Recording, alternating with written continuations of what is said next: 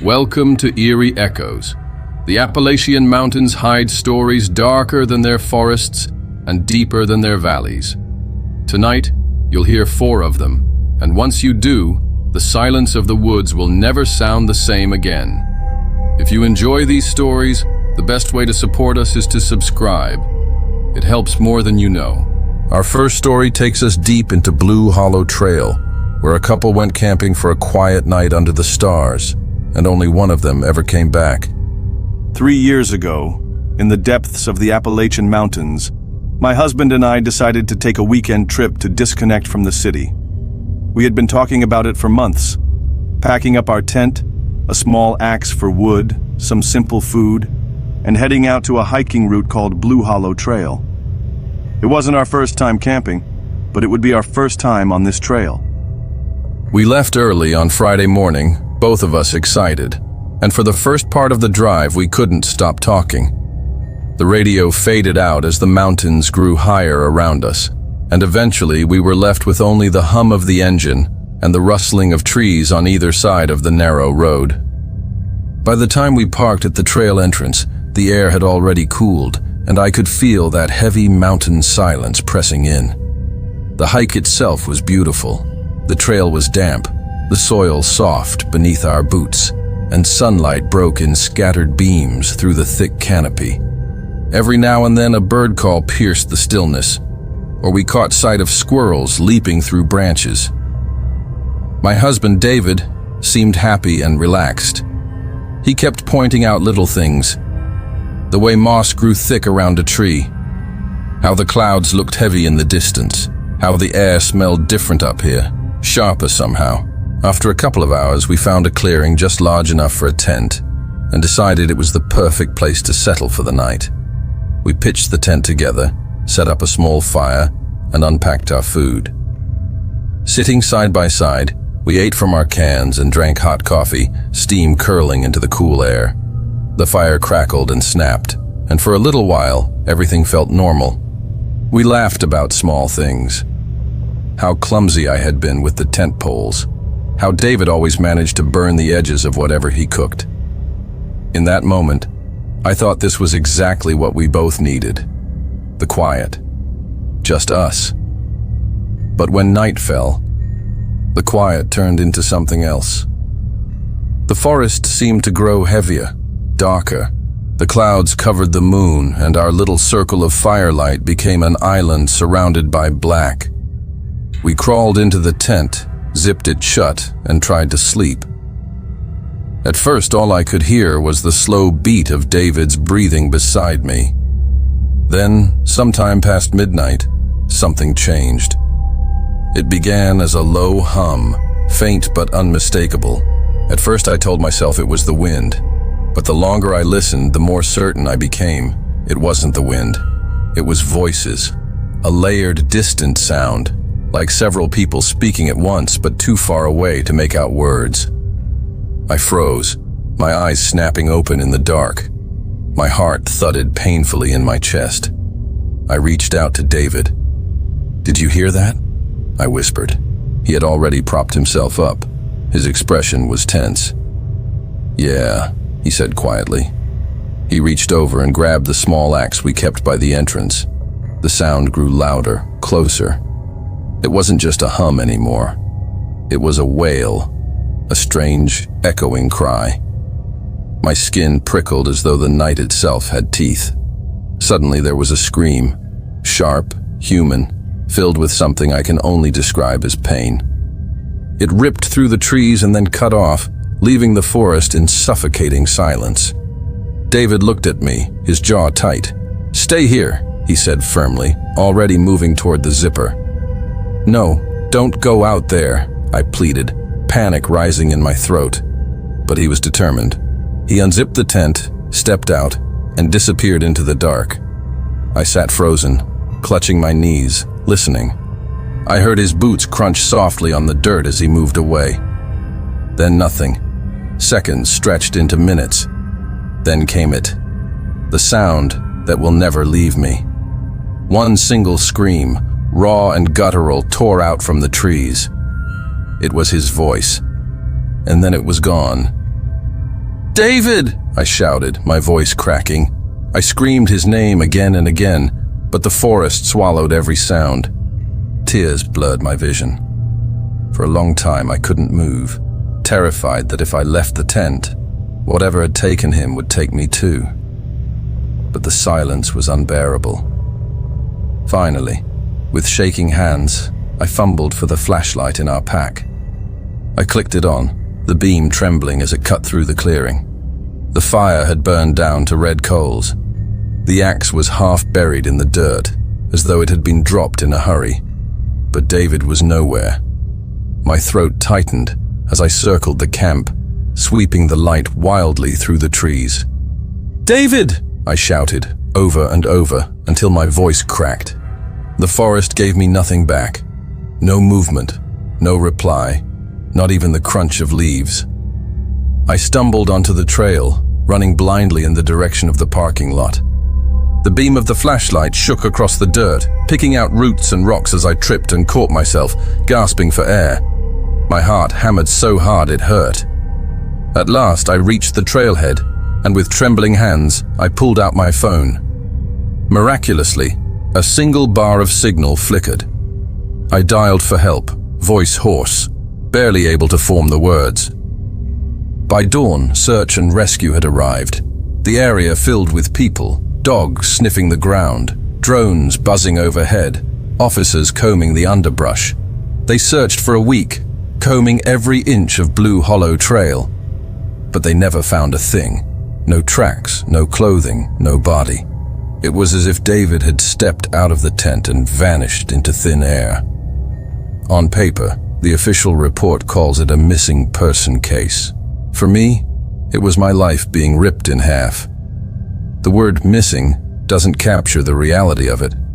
One moment he was there, the next he was gone, leaving me with nothing but silence. It has been 3 years, and I still can't move on. I never remarried. I never even tried. Every summer I return to Blue Hollow Trail.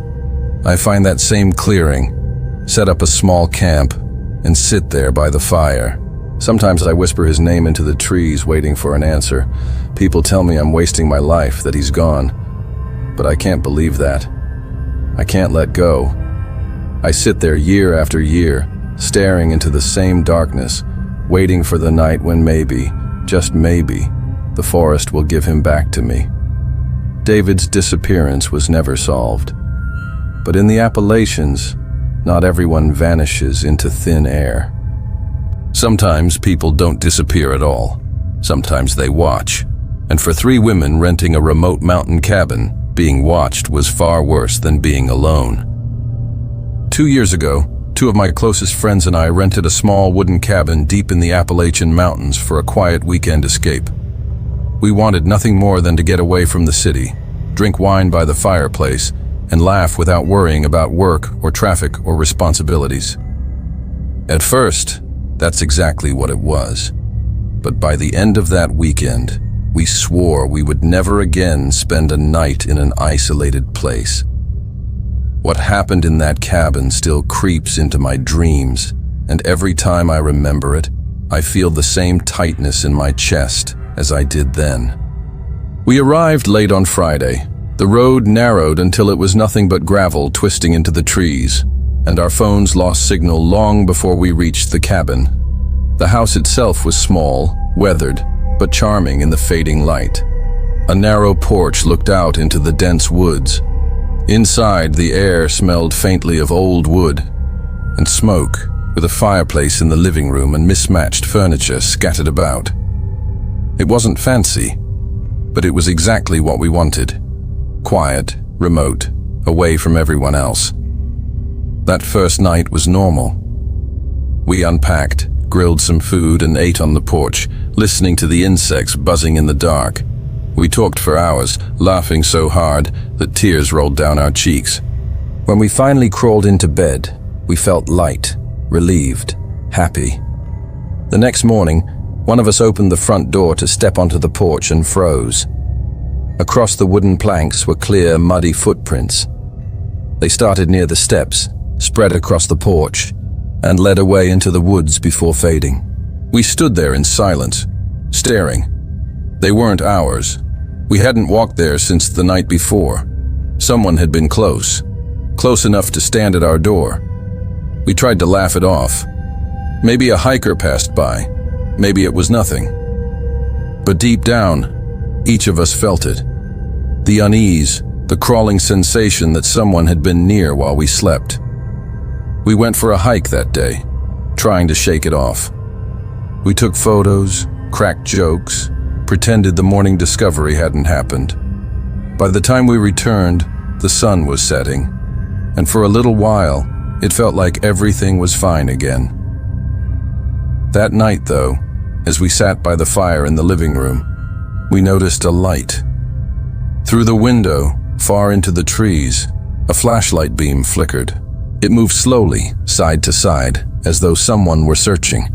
We froze. None of us spoke at first. Then one of us whispered, "Is that someone out there?" We rushed onto the porch. "Hey, who's there?" one of us shouted into the night. Instantly, the beam snapped off. The forest fell silent. No response, no rustle of movement, just darkness swallowing the trees. We hurried back inside, our hearts hammering. We didn't even lock the door. We just sat close together, whispering, waiting for something else to happen. But nothing did. Hours crawled by in a silence so heavy it felt physical. Only when the first thin light of dawn appeared did we dare to close our eyes. It was almost noon when we woke. The first thing we saw made every drop of blood drain from our faces. The front door was wide open. We ran through the cabin, checking our bags, our clothes, the kitchen.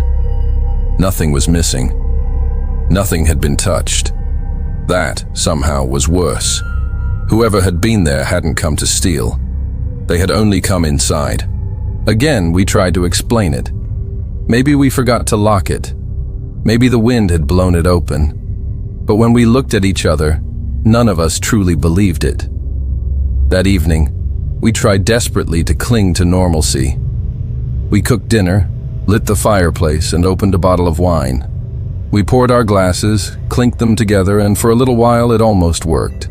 The wine warmed our stomachs, the fire painted the room in soft light, and we told old stories. We laughed louder than we needed to, as though laughter itself could keep the fear away. By the time midnight neared, we grew tired. Before bed, we decided to check the outside. The air was cold on the porch. The forest stood quiet, the moon silvering the treetops. Nothing moved, nothing stirred. Everything looked so ordinary it almost calmed us. Inside, we carefully checked the windows, then the front door. This time we locked it tight, even wedged a chair under the handle. For the first time all weekend, we felt a small measure of safety. We turned out the lights, whispered goodnight, and went to bed. When I woke in the morning, the living room was filled with pale daylight. I walked toward the window, stretching. Then I froze. Pressed against the glass was a muddy handprint, large, fresh, clear as day. My breath caught in my throat. I called the others. They ran to me, and together we stared at it in silence. It was too high to be from an animal. It was deliberate. Someone had stood there in the night, palm flat against the window, watching. Then we saw it. At the bottom of the door, half tucked against the threshold, was a folded piece of paper. Hands trembling, I picked it up. In neat handwriting, one sentence was written. "You never used to lock the door. Watching you was so much more exciting." We didn't argue. We didn't even speak. We ran. We stuffed our bags, grabbed whatever was closest, and left food on the counter, clothes on the floor. None of it mattered. We piled into the car and drove, gravel spraying from the tires. Not once did I look back at the cabin. 2 years have passed, but I still see that handprint. I still remember those words. None of us has returned to the mountains since. Even in the city, I check my locks 3-4 times before bed. Because it wasn't about stealing. It wasn't about hurting. It was about watching. That weekend was never forgotten. But sometimes, in the Appalachians, The terror doesn't come from a cabin in the woods. Sometimes it comes when you're stranded on a lonely road with nowhere to run. Just like what happened to the man who found himself alone on Otis Pike Road. I had driven Otis Pike Road a few times before, but always in daylight, when the sky was blue and the forest felt more like scenery than a trap. 4 years ago, I made the mistake of taking it after dark. Work had kept me late, and by the time I turned off the main highway, the sun had already slid behind the ridges. The deeper I drove, the more the world seemed to fold in. My radio gave up to static after the first few miles. My phone displayed no service. The headlights carved only a narrow cone ahead, and on either side the trees pressed so tightly together they seemed to swallow the road itself. At first I told myself it was fine. In another hour I'd be clear, but then the fuel light blinked on. It was one of those amber warnings that usually means little in the city. Out here, it was a sentence. I tightened my grip on the wheel. I'd checked the map earlier in the day, and I knew there wasn't a gas station for miles. My only option was to ease off the accelerator, pray for efficiency, and hope I could stretch every drop. For a while, I convinced myself it might work. Then, a few minutes past 11, the car gave a low cough, and the needle sank below the line. I coasted into the first dirt pullout I could find. It wasn't much, just a wider patch of gravel with a view into absolute blackness. I cut the engine, turned off the lights, and the night closed around me. No moon, no glow of distant towns, just the tick of cooling metal and the faint hiss of wind moving through unseen branches. Inside the car, the smell of stale coffee and fabric cleaner filled my lungs. I reclined the seat, pulled a jacket over my lap, and tried to reason it out. Morning would bring light, maybe even a car passing by. People make mistakes. People run out of gas. If I could sleep a few hours, the problem would shrink with the sun. Somewhere between those thoughts, I drifted off. I woke with a jolt, my heart racing before I even knew why. The dashboard clock read 12:07. At first, there was only silence. Then I heard it. Footsteps. Crunch, shuffle, crunch. They weren't hurried, weren't light like an animal. These were deliberate, human steps moving along the road. My chest tightened. Out here? At midnight? I sat frozen, straining to hear over the blood rushing in my ears. The steps drew closer, steady, unbroken. Each one pressed gravel beneath weight, then dragged just slightly, as if the walker had an uneven gait. I dared not move. The car felt fragile, like a lantern in a storm. The footsteps reached the mouth of the pullout. They paused. For 10 long seconds, the silence was suffocating. Then they turned, heading down into the clearing, toward me. My breath locked in my throat. I pressed myself into the seat, as if becoming smaller would make me invisible. The steps slowed until they were right beside the driver's door. The handle rattled. The metallic clank of it testing the lock jolted through my spine, once, twice. A long pull that made the door shudder against the frame. I pressed my tongue against the roof of my mouth, an old trick to stop myself from gasping. Could hear the air wheeze through my nose, each breath a betrayal. Then silence. Whoever was out there stopped moving, stopped testing. They simply stood there. I counted the seconds in my head, 10, 20, 30, still nothing. A few more footsteps, this time toward the back. I stared straight ahead, too terrified to turn my head. Then came 3 soft taps on the rear passenger window. Knuckles. Deliberate. Almost polite. The sound nearly broke me. My hands trembled on the steering wheel, keys jingling faintly in the column. The steps lingered near the trunk, then began to fade. Crunch, shuffle, crunch. Back toward the road. The rhythm grew quieter, swallowed again by the forest. I didn't move. I couldn't. My body was locked in place, waiting for the footsteps to return, waiting for the handle to lift again. Time crawled. The dashboard clock ticked from one number to the next, but I measured the night by the tiny noises inside the car, the tick of metal, the pop of a contracting seat. Each one made me flinch. Hours passed. My eyelids burned, but I didn't dare close them. Every time I blinked too long, I saw the image of someone's face pressed against the glass. My muscles cramped from tension. My throat ached with thirst, but fear anchored me. The night had no mercy. Finally, a faint gray seam appeared on the horizon. Dawn. The light was weak, but it was enough to make me feel like I could breathe again. I turned the key, half expecting the car to fail. The engine roared awake. Relief surged through me, but before I shifted into drive, I forced myself to look. On the driver's window, smeared across the lower corner of the glass, was a muddy handprint. Large, broad, fresh. The palm and fingers spread wide, unmistakably human. I stumbled out, the cold air biting harder than it should. The gravel was marked with footprints, dark patches where weight had pressed moisture to the surface. They led from the road, circled the car, lingered near the driver's side, then trailed off into the woods. I followed them with my eyes. 20 feet. 30. Then they simply ended. No broken branches. No trail of mud. Just the final indentation. And then nothing. I got back into the car, slammed the lock, and drove until the fuel gauge screamed empty. By some miracle, I reached a gas station. I sat at the pump long after filling the tank, my hands still trembling, unable to explain to myself what had happened. To this day, every time I take Otis Pike Road, even in broad daylight, I check the locks twice, sometimes 3 times. When the trees close in and the pavement hums under the tires, I swear I can still hear it.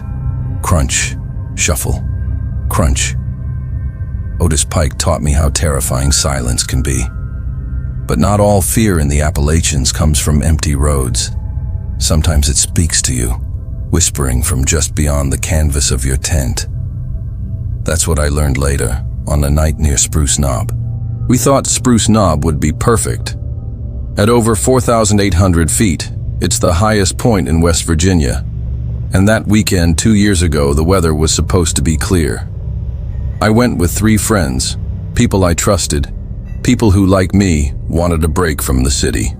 We wanted fireside laughter, photographs of sunlit trails, the kind of memories that soften when you tell them later. The first afternoon matched that dream. We hiked to a clearing with a wide view, the valley spilling out below us like a painted canvas. The air smelled of resin and damp moss. Clouds moved quickly overhead, cutting beams of light across the ridges. By evening, we'd built a fire, eaten simple food, and let ourselves believe the weekend would be exactly what we needed. Sparks leapt into the night sky. Our shadows wavered on the trunks around us, and we felt cocooned by warmth and conversation. It wasn't until the next morning that things began to shift. After breakfast, coffee boiled over the fire, toast blackened on sticks. I decided to walk alone. I told the others I'd only be gone a few minutes. The trail was soft from rain earlier in the week, and each step sank slightly into damp soil. Sunlight knifed between branches, spotlighting patches of ferns. The forest was alive but quiet in a way that made me slow my breathing to match it. That's when I heard it. "Hey, come over here." I stopped mid-step. It was a man's voice, close, casual, as if someone stood just beyond the next line of trees. My heart jumped into my throat. I turned, expecting to see one of my friends laughing at their own prank, but no one was there, just trunks stacked in dim perspective and the whisper of wind. "Hey," the voice repeated sharper this time. "Come here." My mouth went dry. The words weren't muffled like they were far away. They were clear, like someone speaking across a living room. I forced a laugh, shaky. "Okay, not funny. Cut it out," I called. My voice bounced weakly through the trees, returned to me empty. No answering laugh, No footsteps. Just silence folding in again. I hurried back to camp, pulse slamming. My friends were exactly where I'd left them, sitting around the fire, sipping coffee, talking lazily. None of them had left. I demanded to know if they'd been calling me. They shook their heads, puzzled. "We've been here the whole time," one said. I wanted to argue, but the evidence was right there. I sat down, hands trembling slightly, telling myself I must have imagined it. That night, the fear came back worse. We had spent the evening like the one before. Firelight, conversation, shadows weaving around us. By midnight, yawns spread through the group, and we retreated to our tents. I zipped mine shut, lay down in the dark, and listened. First it was normal. The pop of cooling embers, a soft breeze stirring canvas, the creak of branches. My friends' voices faded as they drifted off. Then, like a switch flipped, it came again. "Come over here." The words were so close this time they might have been whispered through the fabric. I froze. My chest constricted, my arms stiffened against my sides. "Come here." The voice was patient, calm, male. I couldn't breathe. Sweat prickled my temples even in the cold. Then the footsteps started, slow, deliberate, circling the tent. Crunch. Pause. Crunch. Each step pressed into wet soil, sending vibrations through the ground that my body seemed to feel more than my ears. They moved behind my head, then along the side, then paused near the zipper. I stared at that thin line of nylon like it was all that held back the world. I wanted to scream, to wake my friends, but terror sealed my throat. I pressed both hands over my mouth to keep any sound from slipping out. Minutes dragged by. The steps moved again, completing their circle, fading a few yards into the trees. Then silence swallowed them. I stayed awake until dawn, every muscle locked. My flashlight sat by my side, but I couldn't bring myself to use it. What if the beam caught a face staring back at me? When the first thin light seeped through the tent fabric, I unzipped it with stiff fingers. The air outside was damp and smelled of earth. I stumbled around back, heart thundering, and there they were. Footprints, large, muddy, clear. They circled the tent in a perfect loop, pressed deep into the soil. I followed them a few feet into the woods. 20 feet, 30. Then they stopped. No scatter of leaves, no snapped twigs, no more indentations, just a final print in the mud and then nothing. I called the others. They joined me, stared at the prints, their faces pale. "Could have been a hiker," one muttered, but his voice lacked conviction. None of us believed it. What hiker circles a stranger's tent at night whispering for them to come out? We packed by noon, abandoning the plan to stay another night. As we shoved gear into bags, the silence of the forest felt heavier than it had before, as though it pressed against our backs.